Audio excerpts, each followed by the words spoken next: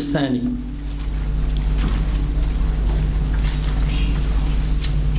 Asal yang kedua adalah malamihut turuqus sufiyah wa kaifiyatul intisab ilaiha wa khasaisha. Ada 3 pembahasan dalam pasal kedua ini. Pertama malamih. Pertama malamih. Kedua kaifiyatul intisab. Ketiga khasais. Apa malamih? Malamih ini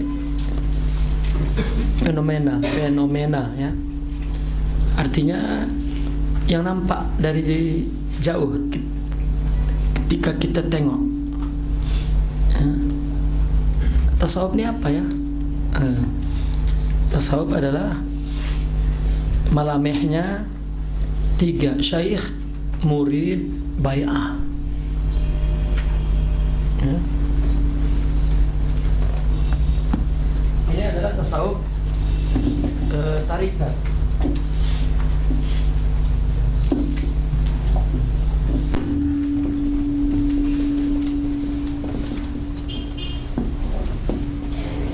Malamih.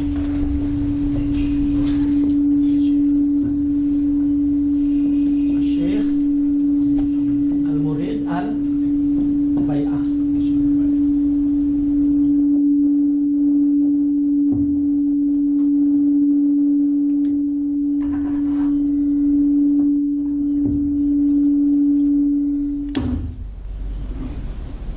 Malamihnya 3: syekh, murid, bai'ah. Jika ada ini, itulah tarikat secara zahir kan? Itu sebab orang jika nak bertarikat tuh cari guru dan baiat dan dia jadi murid, sudah tarikatnya secara zahir. Maka kemudian kaifiyat intisabnya setelah itu, kaifiyat al-intisab ilaihi. Nah, masuknya macam mana? Di situ disebutkan pertama akhdul bai'ah. Kan? Pertama cari guru. Kemudian akhdul bai'ah. Ambil bai'ah. Kemudian mendengarkan riwayat. Riwayat azkar, riwayat ilmu, riwayat semua ya. Tidak kita tasawuf. Yang disitulah nanti baca ini dikasih supaya cepatnya. Yang ketiga adalah menerima dirayah, isi kandungan paham riwayat-riwayat yang diambil. Riwayat qasaid, riwayat azkar, riwayat secara silsilah. Kemudian dijelaskan secara dirayah dalam proses tarbiyah. Yang keempat, tarbiyah terus. Tak ada ambil pergi, tak ada. Ya. Ada 4 tadi itu. Akhdul musafahah. Kemudian ambil riwayat, ambil dirayah, kemudian suluk. Suluk bukan khalwah ya, suluk artinya tarbiyah. Itu intisab sudah. Artinya kita sudah disebut mutasawwif. Sudah intisab salik sudah. Ini 4-4-nya mesti dibuat baru. Karena ada orang hanya kumpul riwayatnya saja. Ada 20 riwayat aurat, zikir, hizib, ahli sufi. Tidak berarti sufi lah. Kalau ditanya cukup dengan itu ya, kalau untuk ibadah cukup lah. Tanpa itu pun cukup sudah. Ada Quran, ada, sudah cukup.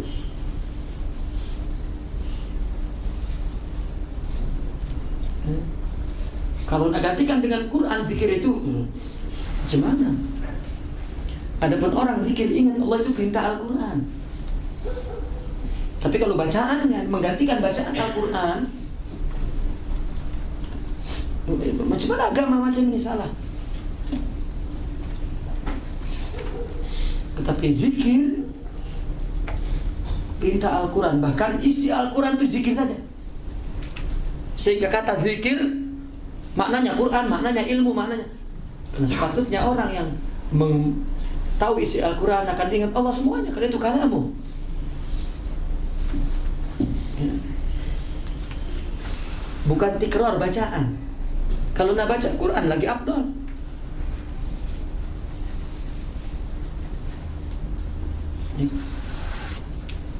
Nah, kemudian khasais. Apa khasais itu? Ada kekhususan kan, khasais kekhususan kan. Arti khusus kan? Ya, sesuatu yang ada di sini, tak ada dekat situ, kan itu khusus namanya kan? Apa yang kelihatannya khusus dalam madrasah itu? Pertama,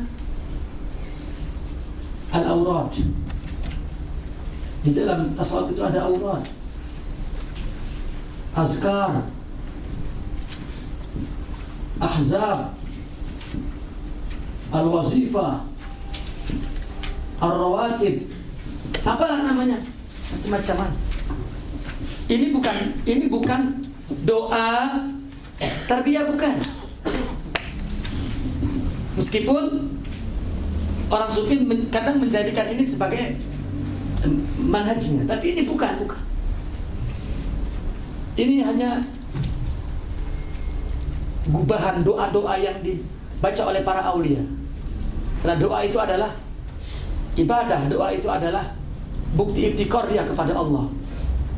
Para wali itu memang dah tahakkuk dalam beriftikar, maka dia banyak mengucapkan doa-doa.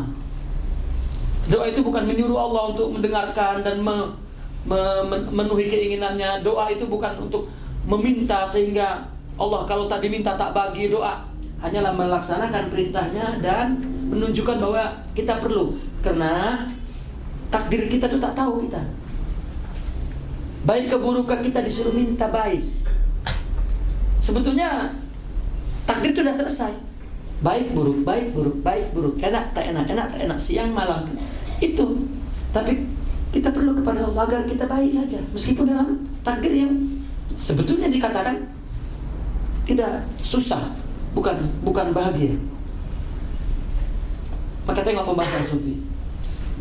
Musibah itu Nabi terang dalam hadis, dalam Quran. Ternyata pengampunan dosa, anugerah, membuat bersih jiwa, dan karena anugerah itu bukan musibah ternyata kan. Kita minta agar kita diberi kekuatan, itu doa. Karena orang yang tak tahu adabnya, doa sudah sebetulnya Tuhan mungkin macam mana tak dengar ke Tuhan. Lihat para wali yang pasrah kepada Allah tapi punya doa yang banyak sekali. Sangat banyak dia punya doa. Dulu ini tidak ditonjol-tonjolkan ya. Seorang guru, seorang syaikh punya hizib, dia karang hizib, dia karang wazifah, dia karang munajat. Ya, bukan karang, artinya memang itu suara hati dia, doakan suara hati. Dulu tadi tunjuk ini Hizbus Syazili, Hizbun Nawawi, Hizbun tadi tunjuk. Ketika ada sistem tarekat yang muntazam ini, maka guru bagi. Dulu karena mungkin semua orang buat gitu. Ketika orang tak berdoa sama sekali, ya bagi doa. Maka orang ramai minta. Ya, tapi sudah pun banyak doa, tak berdoa juga. Sudah banyak dia kumpul doa, dia cari. Ada doa yang khusus tak? Nah, itu orang yang mencari doa khusus, marid jiwanya. Yang khusus bukan doanya, kitanya khusus kepada Allah dengan cara yang khusus. Coba di antara semua orang ini ada orang khusus kan? Kita apa? Orang yang banyak mendekatkan diri, berbuat baik, itu kan khusus jadinya. Jadilah orang yang khusus kepada Allah. Khususkan doa ini untuk dekat kepada Allah. Khususkan, bukan doa minta saja. Maka tasawuf doanya bukan doa minta, doanya doa puji. Dan itu pun tak nak pahala. Dia nak diganti dengan Allah, agar saya tak punya selain Allah. Karena nafsu ini bergantung kepada selain Allah. Nah, yang kedua, al-mawalid. Nah, itulah mawalid. Mawalid itu adalah ciptaan orang sufi sebagai media tarbiyah. Karena intinya yang diambil adalah akhlak Sayyidina Muhammad. Maka John, kita kena kenal mulai dari cerita lahirnya, akhlaknya, syama'ilnya, saziyahnya, khasaisnya. Ya. Kalau dibacakan kisah Rasulullah secara riwayah, an fulan qala. Ya. Fulan bahwa Rasulullah SAW melakukan ini. An fulan. Lama. Ya. Kalau juga disusun secara ilmiah, ya, dalam bentuk tulisan ilmiah sesuai dengan kronologi sejarah secara runtut, ya, ini dongeng, tahu dongeng? Macam dongeng lah. Rasulullah telah melakukan ini. Tapi tarbiyah sufiyah bukan saja nak dengar cerita Nabi, ya, tapi nak ambil apa hikmahnya. Maka dilantunkan dalam bentuk qasidah.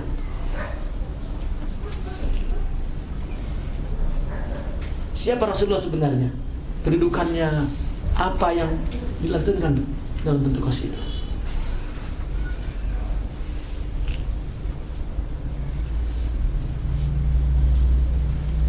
Maka pembacaan itu disebut maulid. Maulidin Nabi.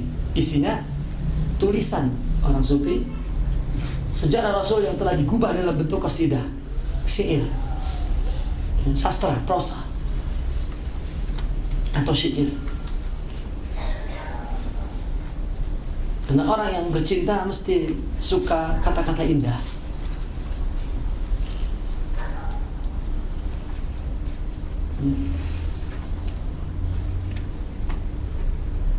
Kalau ilmiah kan orang cakap cinta, dan aku cinta padamu. Jawab, loh, ini ilmiah namanya, jawab. Karena sudah menyatakannya, kenapa kata menjawabnya? Tapi kalau adab, secara sastrawan, secara adabi, sastra, ya, sejak lama aku menanti, wah, panjang dah.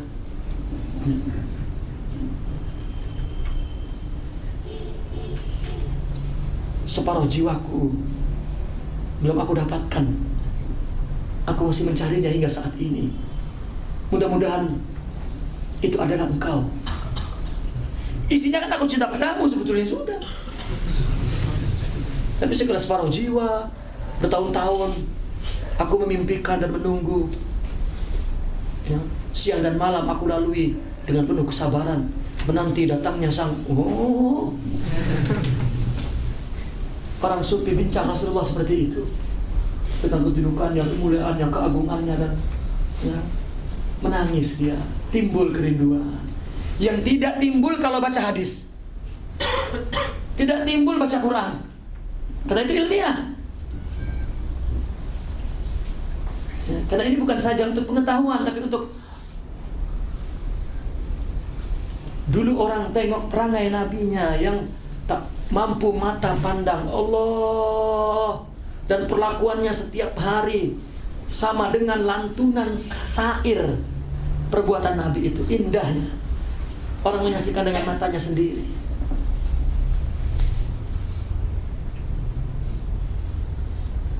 Hari-hari sahabat itu menatap, ya, dengan mata cinta kepada Rasulullah, ya, melakukan perbuatan yang sangat luhur, lebih halus daripada sastra. Sekarang dah jadi ilmiah dah. Maka sufi yang memang mengurusi emosional ini, ruh ini, maka dibuat khasiatnya. Ruh apa? kata-kata indah. Ya, itu dibuat di maulid. Dan yang ketiga al-qasaid, atau as-sama. As-sama. Kalau maulid itu tadi cerita Rasul, tapi memang dibentuk dalam qasidah. Ya. Dan qasidah itu sendiri khusus, merupakan khasais. Karena orang sufi mendidik muridnya dengan qasidah juga. Ya muridan fuztabi badir waqsid man tawahu. Wahai murid, engkau akan beruntung, maka segeralah pergi menuju siapa yang kau cintai. Ya. Hadir qalbak, hadirkan hatimu, min ismihi, dengan menyebut namanya. Itu kan bukan nyanyi itu. Ya. Hatta memuji Rasulullah misalnya kasidah itu. Apa yang nuskhatul akwan itu kan? Anta nuskhatul akwan. Kalau tahu maknanya mungkin tak sanggup mengucapkannya. Fika suratul Rahman. Ya Allah, ya, engkau adalah fotokopi Tuhan. Loh, di dalam dirimu isi Al-Quran. Semua surat-surat itu ada padamu. Engkaulah Quran. Itu simbolik yang dibuat oleh orang sufi, disusun dengan qasidah tentang al-insanul kamil.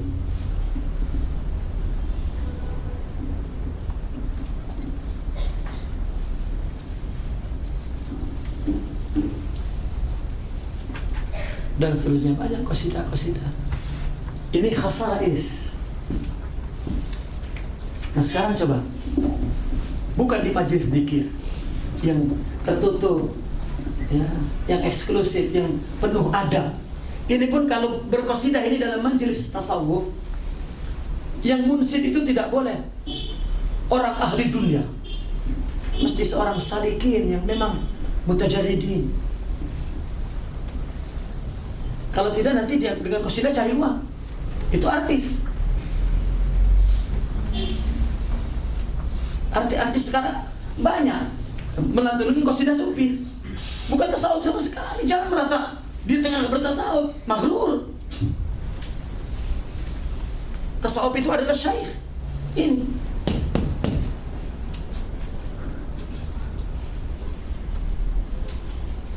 Hatta berqasidah ada adabnya. Tidak boleh qasidah itu dibaca tiap hari. Tidak boleh, nanti maknanya hilang. Kalau maknanya hilang tak boleh dibaca, karena buang-buang waktu. Karena yang diingini makna yang timbul dalam hati.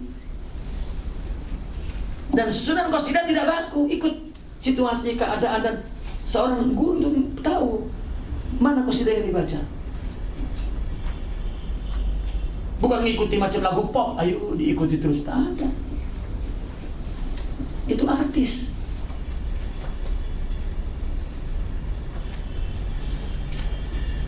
Nah, di kita buat macam itu. Secara hukum tak ada masalah. Itu seni Islam. Ya. Tasawuf bukan hanya seni Islam. Sumbernya memang banyak dari tasawuf, karena memang orang yang punya jiwa seni mereka. Nah ini aurat, mawalid, qasaid ini merupakan khasais, ya, khas. Artinya di madrasah fikih tak buat ini. Ada ulama fikih buat aurat, buat maulid, buat qasidah. Tapi pasal qasidah ini emang merupakan warisan Islam Arab. Bukan Arab pun, manusia dengan, ya, ada uslub ilmi, ada uslub adabi, sastra. Di mana-mana ada.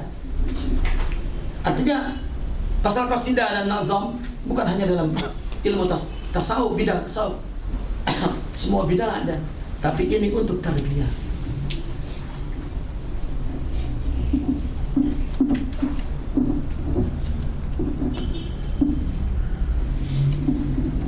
Nah kemudian di situ dibahas, syekh ini punya syarat untuk menjadi syekh. Paling kurang 4, seorang alim, seorang arif, seorang khabir atau wali, dan ma'zun, diizinkan oleh syekhnya min qibali syuyukhihim. Singkatnya begitu dalam buku itu. Syekhnya ini harus kamil. Syekhnya harus kamil. Artinya seorang yang berilmu dengan Al-Quran dan Sunnah dan ulumus syar'iyyah, bahkan mengetahui ilmu-ilmu yang berkembang zaman sekarang. Kalau tak, macam mana dia nak mengobati penyakit modern? Itu sebab karena supi katak dalam tempurung murabinya, maka orang perlu dengan tasawuf modern. Tasawuf tak ada tasawuf modern. Tasawuf modern adalah tasawuf hawa nafsu. Ini kena tengok gurunya seperti bangun dari kubur, turun dari gua. Sedangkan muridnya adalah orang bandar yang berpengetahuan, ya, dan juga orang akademik atau orang tengok, pening gurunya. Akhirnya ada tanya tasawuf yang modern sedikit lah. Ini tasawuf gua ini. Ayo kena itu. Maka syaratnya alim. Dan yang mutlak adalah alimul kitabi wa sunnah. Ini seorang murabbi, tajwid pun salah. Kalau pas soleh dia dengan Allah itu dia pribadi. Kalau nak jadi seorang murabbi itu lebih daripada seorang muallim.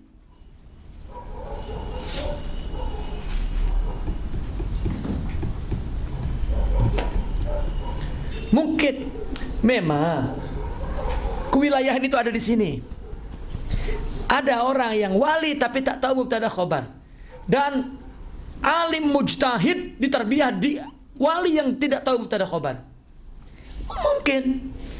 Tapi orang yang tidak alim perlu guru yang alim. Kalau tidak, kalau alim mujtahid, contohnya Imam Al-Ghazali, seorang yang mujtahid mutlak, orang yang alim dalam penuh ilmu, gurunya mustawa ilmunya di bawah dia jauh. Karena dia tak perlu ilmu dari guru ini, semua udah oke. Hanya perlu rohaninya saja minta. Karena itulah tasawuf rohani. Imam Sya'rani yang dikatakan oleh ulama pada saat itu, kalau Imam Malik, dia kan mazhabnya Imam Maliki. Kalau Imam Malik hidup, Imam Sya'rani lebih alim daripada Imam Malik. Tapi gurunya adalah Ali Al-Khawas, tukang sapu jalan.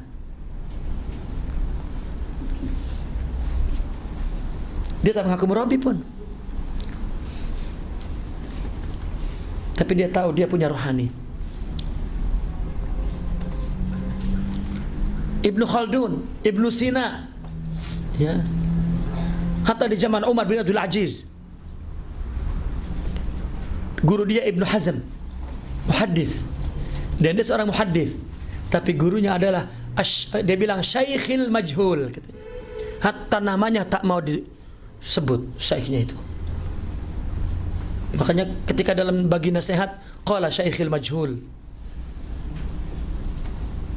dia dapat rohani di situ. Tapi ketika orang kurang ilmu, perlu syekh yang kamil. Tengok Syekh Abdul Qadir Al-Jilani, di dalam manakibnya dikatakan bahwa dia mengajar 13 ilmu di madrasahnya. Maknanya mujtahid dia. Dan dalam manakibnya disebut, hari Selasa dia baca tafsir, hari ini dia baca hadis, hari itu dia baca fiqh, hari ini dia baca usul fiqh, hari ini dia baca. Macam mana orang sufi kita murabbi bacanya primbon? Tahu primbon? Buku dukun, buku bomo.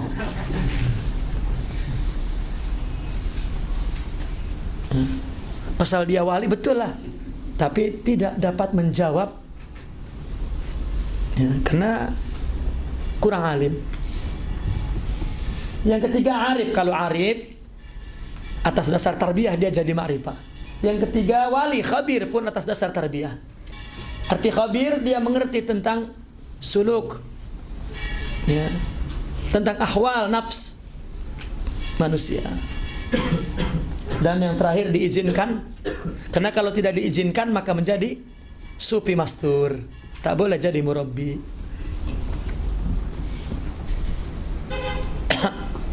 Dan muridnya harus shadiq, muridnya harus mesti jujur. Murid mesti jujur, artinya jujur na Allah. Murid itu muridullah, iradatullah, na Allah. Bas, aku sudah berilmu, sudah beramal, tetapi hatiku tiba-tiba merasa jauh dengan Allah. Itu yang terjadi, ya. Para ulama yang lewat, dia tak ambil iktidak, ya, dari guru, lewat. Itu pun terjadi di abad ke-5, ke-6. Kalau dulu tak ada, karena mu'alim yang murabbi. Tapi ketika di abad ke-5, ke-4, ke-5 dah mulai terpisah, maka ada orang yang mengaji, baru teringat, aku belum ambil tarbiyah. Akhirnya ambil tarbiyah. Termasuk Syekh Abdul Qadir Al-Jilani sendiri. Lewat dia masuk tarikat, umur 30. Dah jadi alim, ya, dah jadi imam dalam ulum, baru dia masuk tarikat. Karena dia sibuk dengan ilmu, lupa. Baru terasa hati gersang cari murabbi. Begitu juga Ibnu Khaldun, Ibnu Sina, begitu juga Imam Sya'rani dan banyak lagi. Termasuk Imam Fakhrur Razi yang punya tafsir kabir. Sudah menjadi seorang mufassir, usuli, adib, muhaddits, baru dia masuk.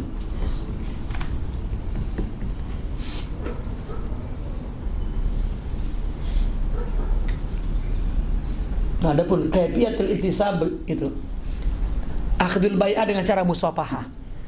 Itu sebetulnya musafahah itu hanya simbol, hanya rumus, ya, hanya simbolik saja, syakli, formality. Boleh ambil tarikat melalui call, boleh, kalau memang kondisinya. Tapi bukan saja-saja. Wah, ada syekh di mana? Di Turki. Assalamualaikum, syekh. Bayat. Oke, ya. Silsilahnya kirim email, ya. Sudah. Oke. Aku sudah dibayat, buka, ya. Hukum boleh, tapi bukan macam itu maksudnya. Ya. Nah, itu pasal kedua seperti itu.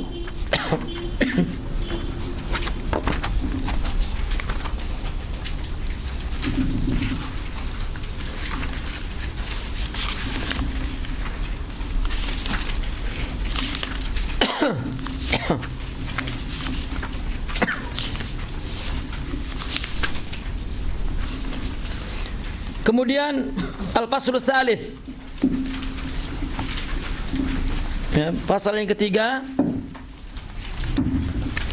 Pasal yang ketiga itu usulul tarbiyah ar-ruhiyah fi tasawwuful amali. Ini istilah usulul tarbiyah. Maksudnya manhaj al-amali.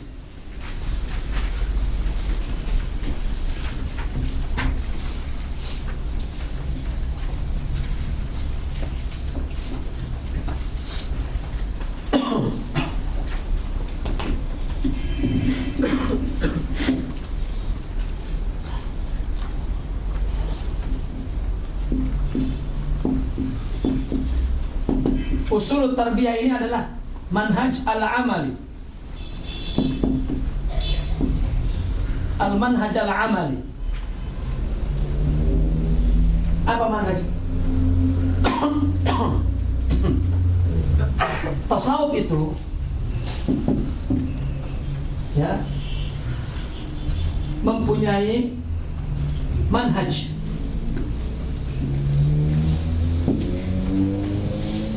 Ini kan tadi nih, kalau dilihat daripada malameh, kan, tasawuf syekh, murid, ya. Kemudian hubungan murid dengan syekh ini diikat dengan bai'ah.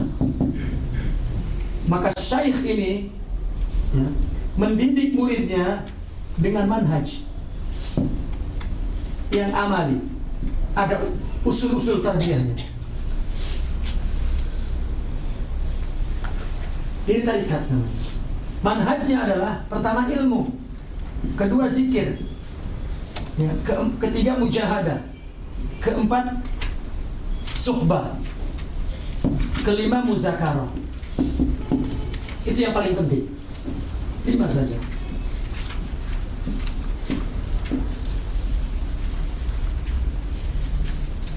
Ada yang menyebutnya bai'ah, tapi bai'ah itu ya, bukan saja manhaj, itu memang sebelum masuk kena bai'ah.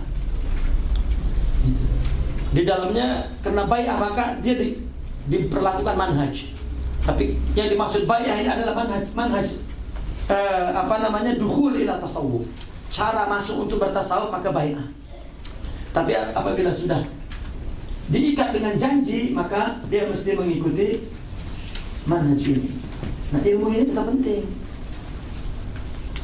Lalu dibagi zikir, disuruh mujahadah dan bersuhbah kepada guru, serta muzakarah, konsultasi, sharing kepada guru. Ini manhajnya.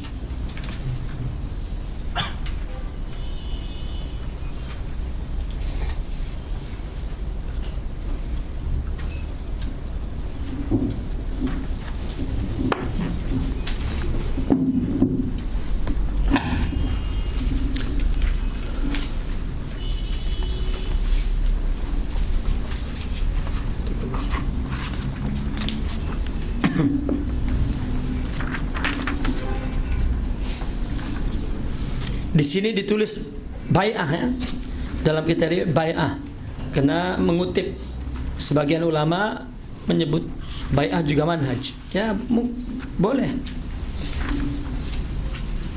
Kemudian di dalam proses seorang guru mentarbiyah murid, lihat 101. Ya. 99. Masailu tarbiyah ruhiyah. Ini masailu tarbiyah ruhiyah. Ya, yaitu tentang maqamat wal ahwal. Kan seorang murid dijalankan oleh gurunya dengan manhaj ini, ya, untuk mendekatkan diri kepada Allah. Nah, masalah tarbiyah ruhiyah itu artinya masalah yang didekatkan diri itu adalah maqamatnya.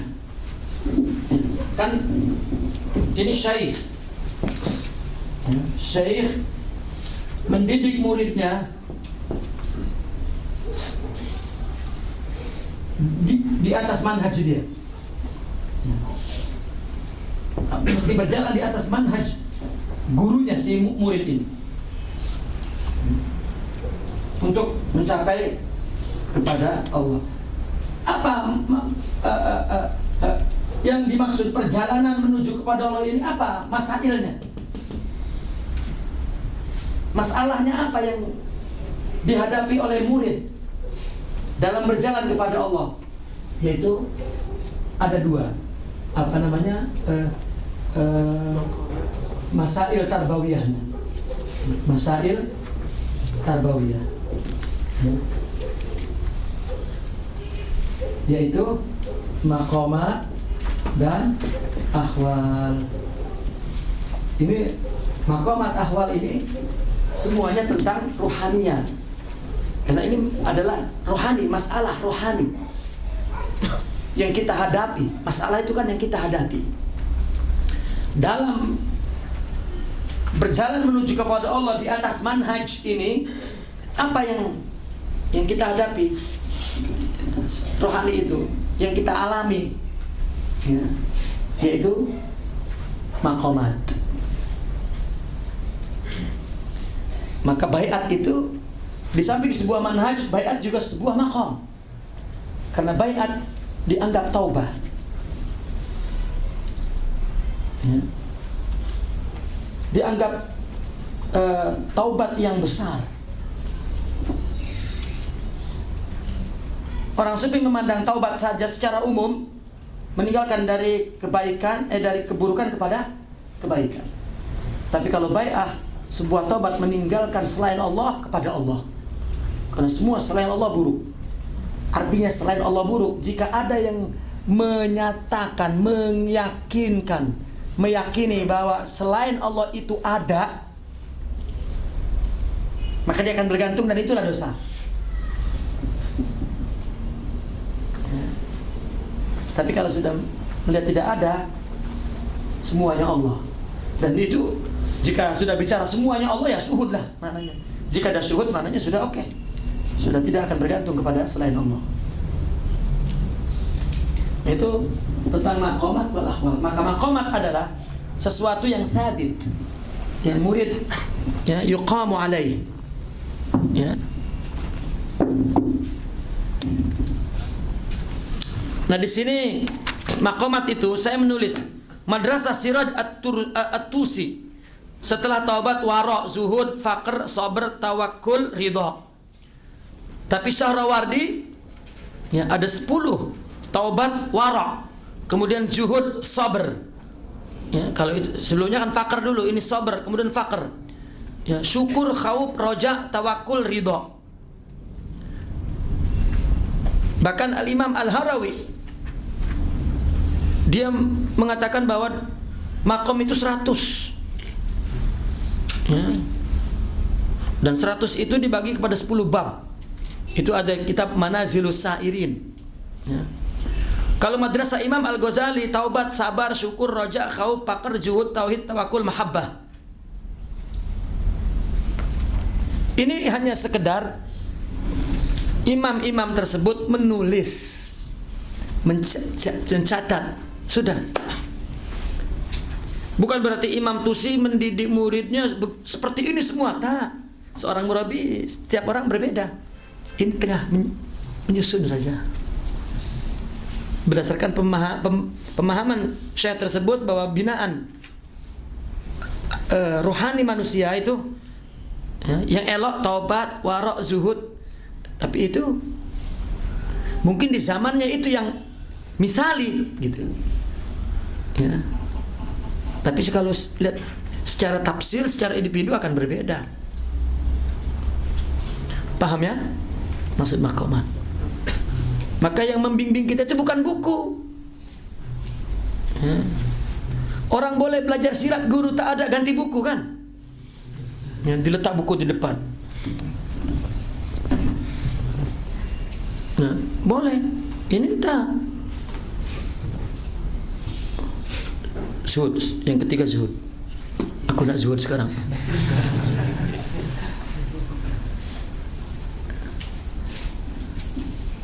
Maka maqamat itu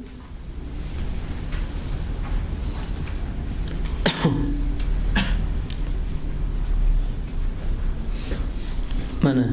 Wa tastaqirul maqam wa tastaqimul hal bil salasati asya. Maqam dan hal akan kokoh setelah 3 perkara. Ya. Itu pun setelah iman. Sudah tadi hitung, iman sudah sahih. Taubat, zuhud, dan dia tahqiq dalam maqam ubudiyah. Betul-betul dia sudah jadi orang yang menganggap, memandang sesuatu untuk ibadah kepada Allah. Baru kokoh maqam-maqam itu. Pembinaan akhlak, maqam itu kan akhlak. Sabar, syukur, ridho, segala macam itu.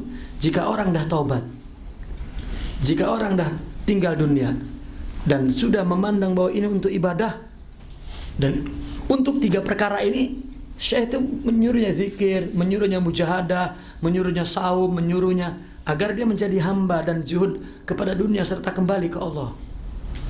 Baru akan berdiri maqamat-maqamat yang lain.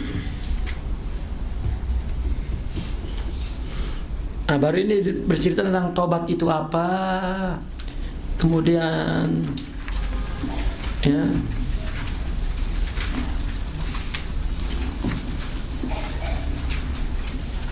halaman 105. Ya. Orang sufi memandang taubat itu ada 3 derajat. Taubatul awam, dari dosa, dari pelanggaran syariat. 105 ya. Apabila disebut taubatul awam, ini sufi tidak bincang dalam bukunya tentang ini, tentang taubat awam. Apa taubat awam? Minadz dzunub, ya, yaitu mukhalafatus syariah. Ya, karena buku yang bincang itu di fikih. Ya, orang mukhalafatus syariah, maka hukumnya ta'zir, hukumnya ya, rajam, hukumnya nasihah, hukumnya, artinya hukumannya dan dibahas. Tasawuf dari taubatul khawas, minal ghaflah wal uyub, karena sumbernya ghaflah. Nanti naik ke atas, taubat yang khasul khas, yakni rukunul qalbi ila ma siwallah. Taubat dari rukun, dari kecondongan hati kepada selain Allah, taubat. Jika ada saja yang dipikirkan selain Allah, itu perlu taubat. Astagfirullah.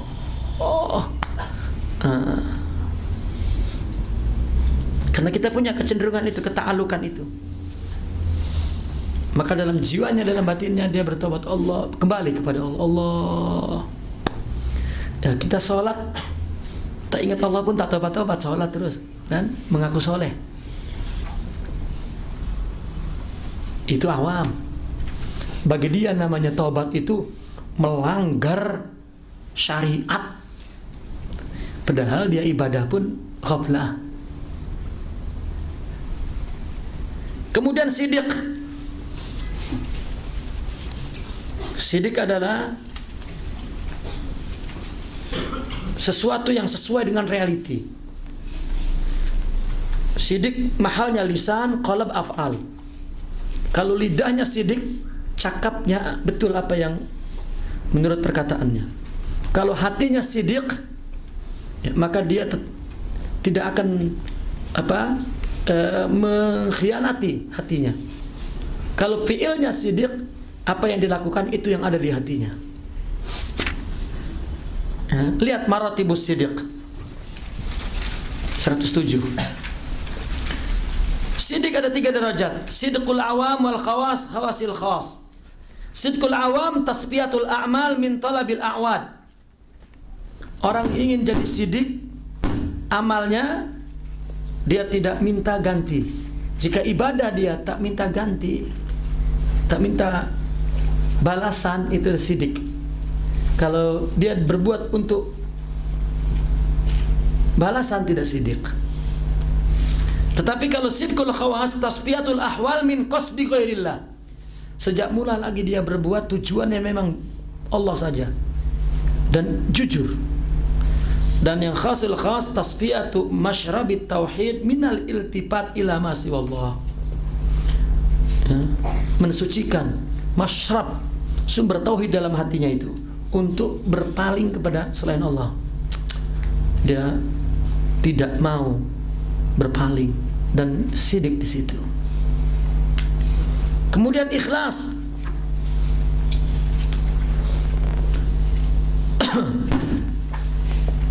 Imam Junaidi di 109 itu bawah, ikhlas adalah rahasia di antara Allah dan hambanya. Malaikat pun tidak tahu, sehingga dia boleh menuliskannya. Syaitan pun tidak tahu, sehingga dia dapat merusaknya. Tidak tahu. Kalau tahu dia boleh rusak. Tak. Kalau ikhlas sudah tak, syaitan tak tahu, malaikat pun tak tahu. Malaikat tengok amalan baik, udah ditulis baik. Rupanya di sisi Allah tak diterima, rupanya tak ikhlas.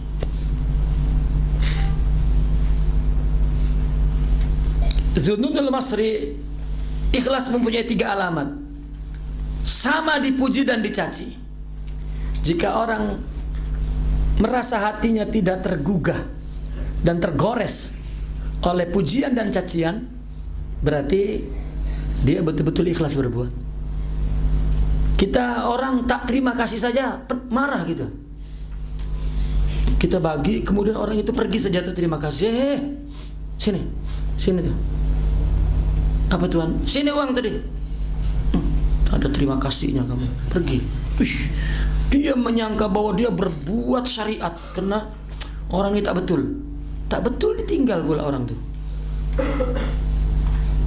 Kalau dia tidak terima kasih, Allah.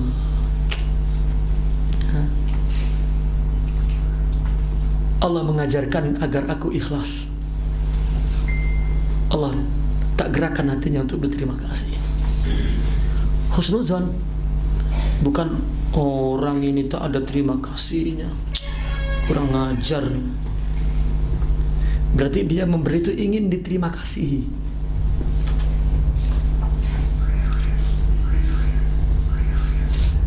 Yang kedua, nisyanu ru'yatil a'mal fil a'mal. Dia tak terpikir pun untuk melihat amal, bahwa dia beramal, tak. Ya. Lupa, karena dia dibagi oleh Allah. Yang ketiga, nisyanu iqtida'i thawabil amal fil akhirah. Lupa juga untuk menuntut balasan amal dia di akhirat. Pahala banyak sangat dah nih. Lupa. Rasa belum beramal saja. Macam orang cinta dengan kekasihnya kan. Dah bagi, dah perhatikan, dah tolong dia, dah call dia, dah hantar dia pergi sini, pergi. Ya. Tapi dia belum menyatakan cinta juga, sehingga kita belum merasa cinta. Dia cakap, Dek, kamu ini tak ada terima kasih dengan saya ya. Tak ada dengan kekasih begitu. Malah kekasihnya cakap sudah. Tak apa. Tak apa ya bang. Saya boleh angkat, boleh tolong, boleh angkat sendiri. Tak apa, saya angkat. Abang kan tengah sakit, tak apa, kuat lagi. Jika tak boleh, ya, itu dengan kekasih. Ya. Bukan tak dibalas pun. Ya. Itu tidak ikhlas. Tiba-tiba istri, rupanya inilah pembalasan semua perbuatan baikku padamu. Air susu dibalas dengan air tuba. Tahu air tuba? Ya. Adapun maratibul ikhlas di 110 itu, ikhlas awam. Apa ikhlas awam? Ikhrajul khalqi min muamalatil haqqi ma'a talabil khuzuz dunyawiyah wal ukhrawiyah. Kahibzil badan wal mal wasi'atir rizq wal kusuri wal khur. Orang awam ikhlasnya adalah dia ikhrajul khalq. Dia mengeluarkan makhluk. Artinya dia tidak ingin balasan dari makhluk. Tak. Keluar betul. Dia berbuat bukan untuk makhluk, keluar makhluk dari tujuan perbuatan dia untuk Allah. Tetapi masih juga minta kepada Allah agar di dunia ya, sehat, rezeki banyak, nanti di surga ada istana, dapat bidadari 700. Masih itu ikhlas sudah. Jika dia tak pada manusia. Adapun ikhlas khawas, talabul khuzuzil ukhrawiyah. Akhirat saja, dunia tak. Ya, di dunia tak apa. Ya, semua saya buat untuk akhirat. Tapi yang ketiga, ikhrajul khuzuzi bil kulliyah. Dibuang semuanya, semua khuzuz, semua keinginan. Fa ibadatuhum tahqiqul ubudiyah. Dia ibadah hanya merealisasikan bahwa dia sebagai hamba. Wal qiyam bi wazaifir rububiyah, melaksanakan fungsi-fungsi rububiyat Allah. Mahabbatan wa syauqan ila ru'yatih, cinta dan rindu untuk melihat Allah. Mas, itu saja. Kemudian sabar, ya. Sabar ada 3 macam. Ada sabar kepada taat, sabar kepada maksiat, dan sabar kepada musibah. Ya.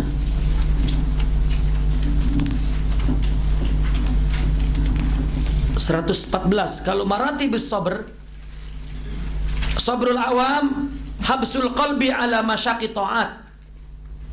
menahan diri daripada letihnya taat, dan menahan diri daripada letihnya menolak mukhalafat. Dia tetap taat dengan sabar, dan agar tidak maksiat dia tinggalkan, dia tolak maksiat dengan sabar. Dia masih di situ, jerih payahnya sabar di situ. Tapi jika sudah khas, dia menahan nafsu di atas riyadhat dan mujahadah. Nafsu itu dilawan, dia tahan. Itu namanya khas. Karena orang mungkin ibadah rajin, tidak maksiat, tapi ketika musibah marah, tak sabar. Ya, sholat jamaah, ya, betul-betul 5 waktu, masjid, begaduh, tak sabar. Ya. Tapi jika dia memerangi nafsunya, tambah lagi, ya, dia menerima apa saja yang Allah beri, selain perintah sholat, perintah ibadah, dan larangan yang diharamkan maksiat. Sabar khasatul khas, habsur ruh wasir. Hati yang paling dalam itu dia tahan agar dia tetap musyahadah dan muayanah kepada Allah. Ya. Kemudian tawakul.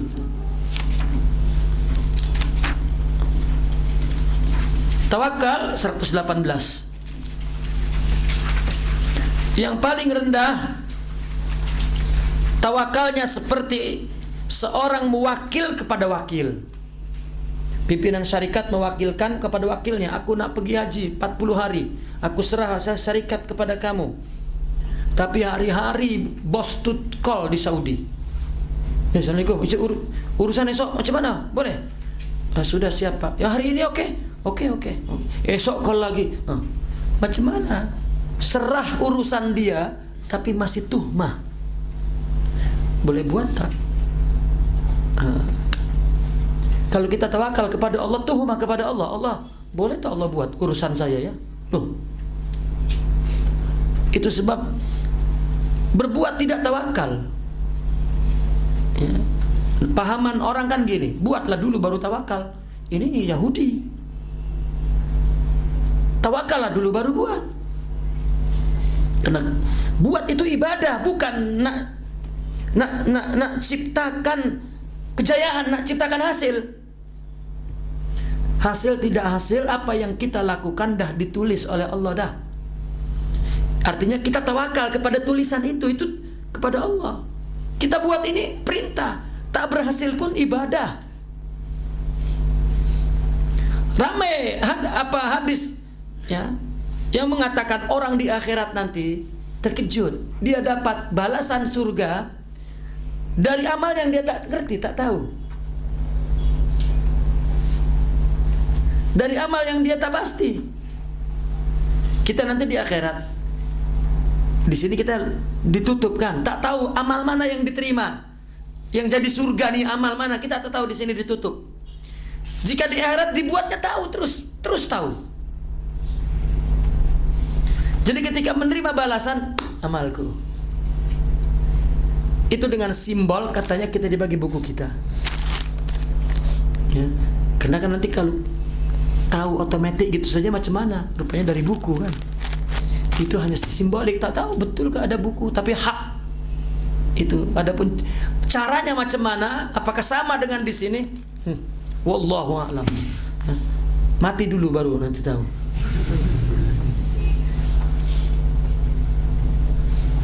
Yang pasti kita tahu bahwa ini semua balasan dari amal kita yang di dunia. Ketika ada kita tak amal, tapi ada balasan, kita tanya. Kalau di sini dibalas, kita tak amal pun, oh iya, saya memang amal saya. Oh, boleh bohong, boleh tipu, di sana tak. Maka dia jujur kepada Allah. Karena Maliki Yaumiddin. Ya, seolah-olah dia merasa Allah ini bergurau. Ini, iya kan ini milik saya ya Rabbi. Saya tak buat apa-apa pun. Ya memang kau tak buat apa-apa. Tapi kau jika memohon kepadaku, tidak aku kabulkan, ya, engkau menerimanya dengan baik. Karena engkau tawakal kepada Allah, engkau ridho kepadaku. Ini balasannya.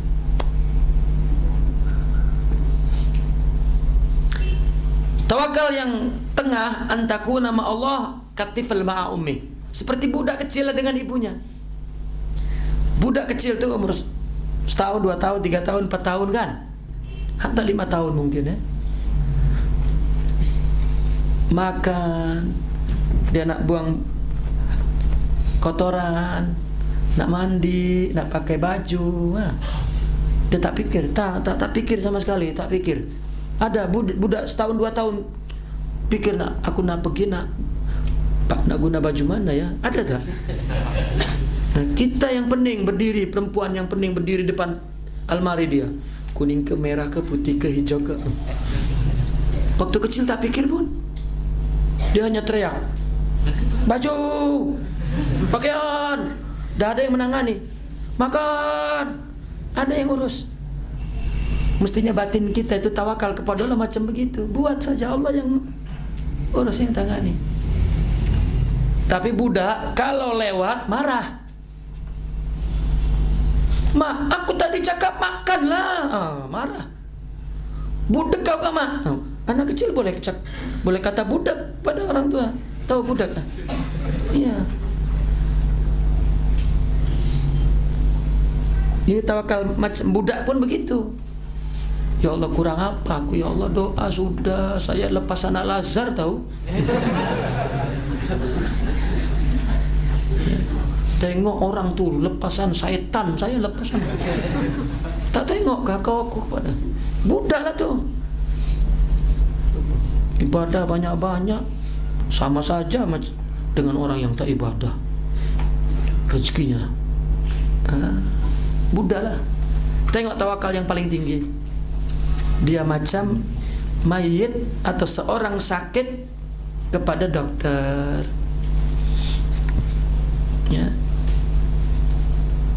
Orang yang sudah sakit sangat, cakap kepada dokter, sakit saja, operate ya, buatlah apa yang dokter nak buat.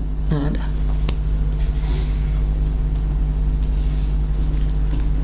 Zuhud dan seterusnya. Ya, yang terakhir syukur.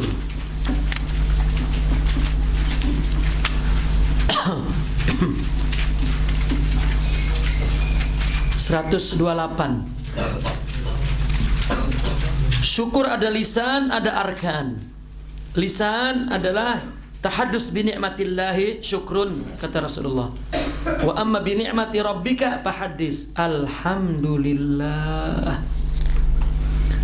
Kalau syukrul arkan yaitu amal, i'malu ala Dauda syukra. Beramalah wahai keluarga Daud sebagai tanda syukur. Maka amal kita ini semua syukur.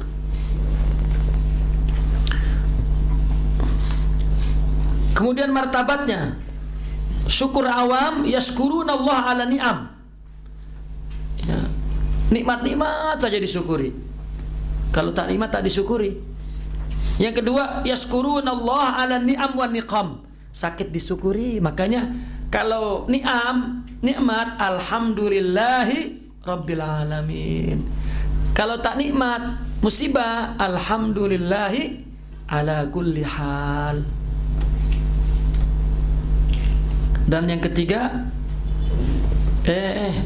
mana khawasil khas itu, ghaibatuhum fil mun'im anni ru'yati ni'am wa niqam. Dia sudah tak tengok nikmat ke atau tak nikmat, dia sudah ghaibah, ya, kepada Allah, sudah panak kepada Allah.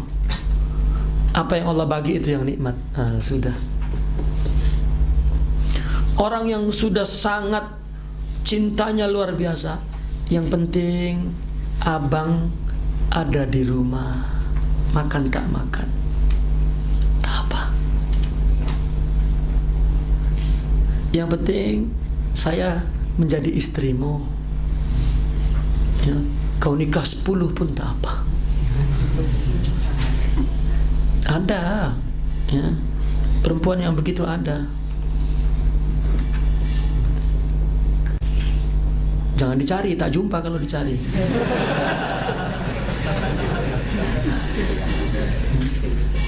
Imam Syabili berkata, asyukru ru'yatul mun'im la ru'yatul nikmah. Syukur itu adalah sudah melihat yang memberi nikmat, bukan nikmatnya. Kalau kita dapat uang dari siapa? Rezeki dari rasa yang membahagiakan kita, uangnya ke Allahnya. Uangnya lah. Alhamdulillah. Coba. Alhamdulillahnya ini, alhamdulillah Allah. Tapi bila tak bagi Allah. Coba tengok dengan kekasih yang sudah memang sangat cinta. Begitu dia dibagi oleh kekasih cincin. Padahal cincinnya dari kayu yang rapuh pun, kan? Allah. Ini kan bukan melihat ininya, tapi melihat kekasihnya. Yang memberi siapa? Ya. Dibagi kalung-kalung dari batang ubi, tahu? Dari batang ranting ubi itu kan. Orang dulu dibuat kalung kan. Kekasih bagi itu. Allah. Karena dia ru'yatul mun'im. Ya.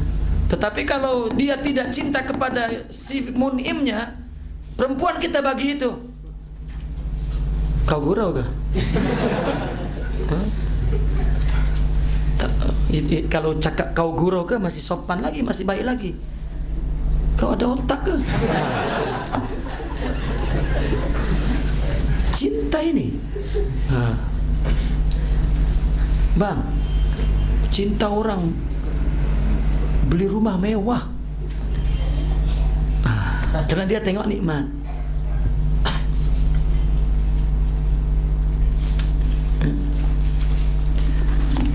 Itu syukur. Dan yang terakhir,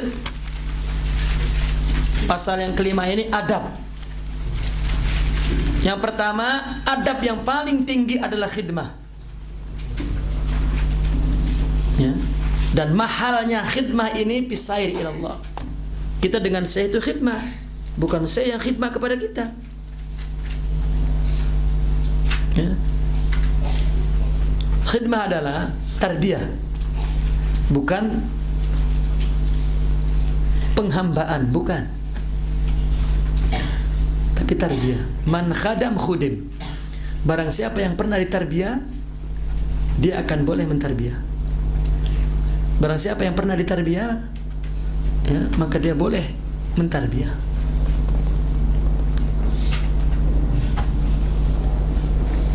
Itu sebab seorang murabbi, syekh, terkadang mengambil ganti dia yang punya tingkat khidmat yang tinggi. Karena hidup ini khidmah. Seorang dai, pendakwah, khadim tak? Khadim. Ya. Dia sepatutnya nak pergi ke sini tapi ngaji, hadir.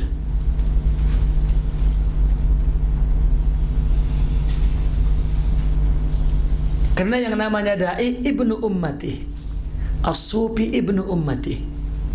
Seorang sufi itu anak umatnya, bukan anak istrinya, bukan anak-anaknya.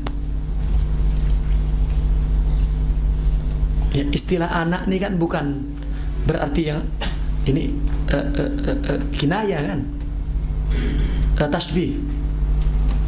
Ini anak mama, bukan dia hanya punya mama, punya ayah juga. Tapi dia ikut apa kata mama. Ini anak istrinya nih, dia ikut kata istrinya, ditinggalkan yang lain. Seorang dai, pendakwah, ibnu ummati, anak istri, keperluan dia sendiri dikalahkan. Dan ini mentaliti khadim. Coba seorang khadim kepada tuannya, yang tengah call kepada suaminya, anaknya rindu, dipanggil oleh, ya, siap, ya Tuhan. kita pun kepada Allah khidmah. Tinggalkan semua untuk Allah. Itu sebetulnya tarbiyahnya khidmah. Hatta dirimu tinggalkan. Kenapa Syekh terkadang kita disuruh meninggalkan kepentingan kita? Itu adab yang paling tinggi. Bahkan tarbiyah boleh dikatakan hakikatnya khidmah. Itu sebab Imam Junaidi berkata begini, ma akhadtu tasawwuf anil qila wal qal. Tasawuf ini tidak diambil dari ngaji, walakin anil ju'i, dari lapar. Artinya mujahadah. Wa khidmati ahlil kamal, dan khidmat kepada ahlil kamal. Dan khidmat itu adalah ruhut tasawuf. Al-khidmati hiya suhbah wal qudwah.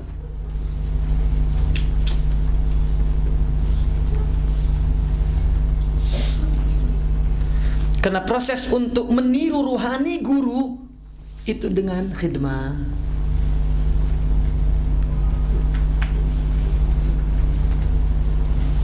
Guru akan bagi dirinya untukmu. Engkau memiliki aku jika engkau khidmah kepadaku. Itu tarbiyah. Tarbiyah itu kan takwin saksi, takwin nafsi, pembentukan mentality. Jika mentalnya dah begitu, nanti pun kepada Allah macam itu. Itu sebabkan kenapa para wali yang tadinya maksiat, karena dia hub kepada maksiat, wafa dan sidiq, dia punya mentality itu. Maka dia ganti kekasihnya, ya. Ganti kekasihnya setelah dia tahu bahwa ini bukan kekasih, tidak ada, ini mengecewakan. Maka dia pergi ke Allah dan setia dan sidiq di situ. Mentalnya yang dibentuk untuk ubudiyah, itu khidmah. Al-ibadatu khidmatun. Kenapa seorang syaikh-syaikh itu kuat sangat dia khidmat kepada umat? Dia bukan tuan, dia khadim. Dia dulunya khadim gurunya. Dan dia tahu cara khidmah.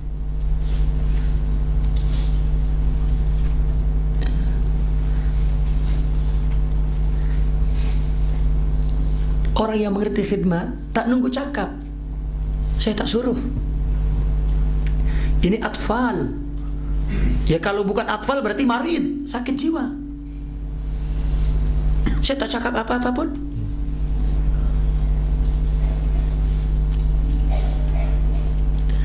Banyak perkara yang perlu dipahami dalam tarbiyah, dan hati-hati.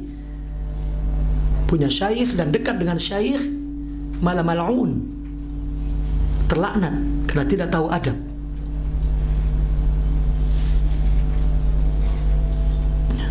Banyak benda yang mesti dipahami dalam tarbiyah.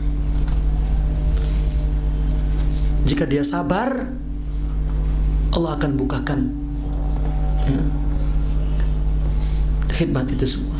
Dan yang terakhir pakaian, ya. Pakaian itu ada 3. Pakaian ilaj, pakaian maqam. Kalau tidak, yang ketiga ini adalah pakaian riya, kesombongan. Seorang pelajar misalnya memakai serban, ini lil ilaj, untuk mengobati nafsu. Kalau tak pakai serban nanti maksiat. Karena sebetulnya serban imamah maksudnya. Karena imamah itu adalah bagi para masyayikh itu maqam. Kalau tidak, maka riya. Maka pakaian jadi masalah besar dalam tasawuf. Bahkan dulu disusun ada warna-warni pakaian nih. Ketika di zaman orang yang selalu memandang secara akliyah ilmiah, akhirnya sufi tak guna pakaian sudah. Naqifuna walhamdulillah, al-Fatihah.